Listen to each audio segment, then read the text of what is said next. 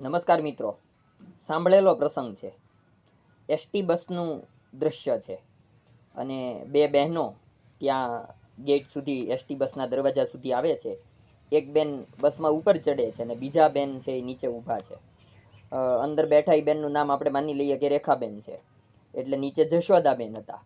જશોદાબેન રેખાબેનને કહે છે કે રેખા તું પહોંચી જા, એટલે મને ફોન કરવાનું ભૂલતી નહીં. એટલે જશોદાબેન ફરીવાર એની વાત રિપીટ કરે છે. હજી તો દરવાજામાં એસટી બસમાં ચડે છે રેખાબેન, ત્યારથી જશોદાબેન કહે છે કે રેખા તું ભૂલતી નહીં મને ફોન કરવાનું, રેખા તું મને ફોન કરવાનું ભૂલતી નહીં.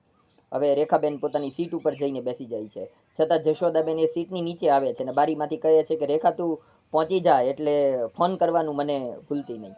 10-15-20 વાર બોલ્યા હશે જશોદાબેન કે રેખાબેન તું ભૂલતી નહીં.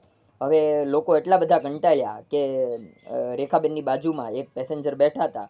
તેમણે કીધું કે જશોદાબેન તમે નિરાતે ઘરે જાઓ, રેખાબેન ઉતરશે ને ત્યારે જો રેખાબેન ફોન નહીં કરે તો હું તેમને યાદ કરાવી દઈશ અથવા હું પોતે ફોન કરી દઈશ, પણ હવે તમે એ વાતને બીજી વાર ઉચ્ચારો નહીં કે રેખા તું ફોન કરી દેજે, તમે નિરાતે ઘરે જાઓ. એટલે મિત્રો, આપણે ઘણીવાર જાહેર સ્થળો ઉપર આપણું વર્તન વ્યવહાર કેવું હોય છે અને બીજા લોકો પરેશાન થઈ જતા હોય છે. ભલે જશોદાબેનને રેખાબેન ઉપર લાગણી હશે, એટલા માટે જ તેમણે કીધું છે કે તું બેન રેખા ભૂલતી નહીં કે મને ફોન કરી દેજે, પણ ઘણીવાર જાહેર સ્થળોએ આપણું વર્તન વ્યવહારને કારણે ઘણીવાર આવું પણ થતું હોય છે.